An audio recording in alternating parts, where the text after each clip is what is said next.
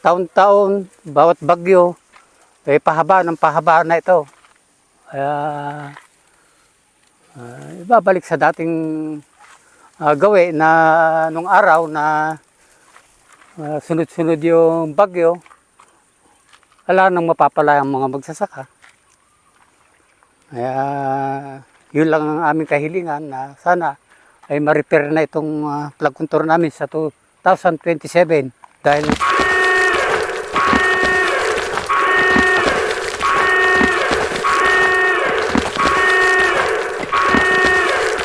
anong nakarang tagulan,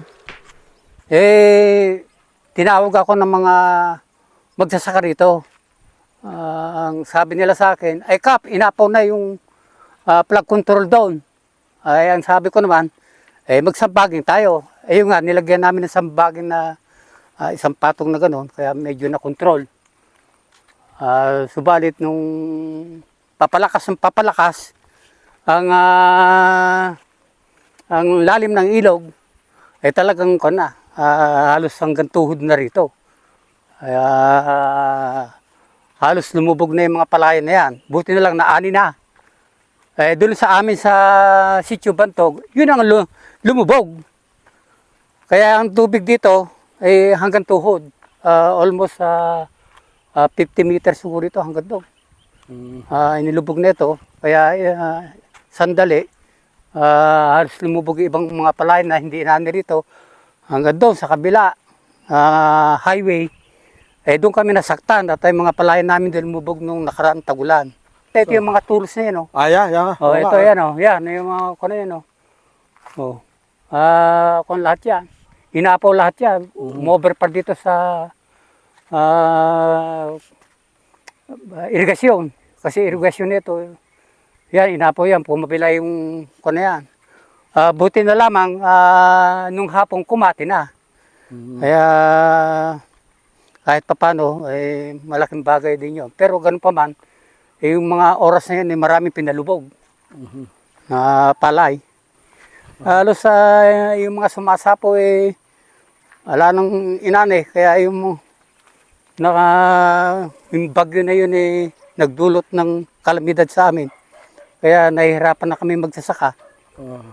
Nakikita nyo naman, ito, napakahaba na talaga yung halos pag umulan, hindi na kayang daanan ito. Opo. Ito, Kap, yung kabilang side, no, ang dumos-dos dito, yung mismong no, yung flood control, no?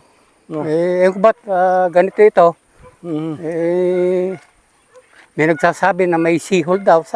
Meron po? Yung seahole daw, seahole daw. Talagang ako ng talaga. Kaya sana, mabigyan kami ng pansin itong aming barangay dahil ang pagsasaka lamang ang inaasahan namin ikabubuhay sa aming mga pamilya. At nakita naman nyo na ang nangyari. Ito, na taon-taon, bawat bagyo, pahaba ng pahaba na ito. Kaya ibabalik sa dating gawi na nung araw na sunod-sunod yung bagyo, wala nang mapapala ang mga magsasaka.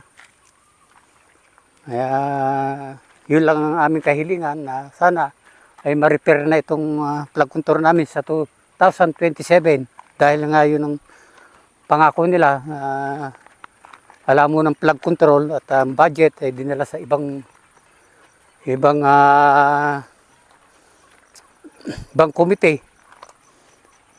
Kaya handa naman kami maghintay na ang gagawin lang namin ay manalangin sa Panginoong Diyos na wala ng kalamidad na darating dito sa aming barangay. Sana makaani muna kami at mas mainam naman kung wala ng kalamidad na darating. Ayun lang po ang aming kahilingan. At ito nga po, makikita niyo yung solar pump namin, unti-unti na rin hinahatak. Nahatak, ayan. O, tingnan niyo po, ayan, hinahatak na ng At maraming salamat po sa media ng Gimba po ba? Opo, radyo natin Gimba. Radyo Gimba. At napakasipag nyo sa mga hanggang dito nakakarating kayo sa aming barangay. Opo. At para sana makarating sa kinauukulan at mabagyan na ng pansin ang aming barangay. Salamat po. Yan lang po. At maraming salamat.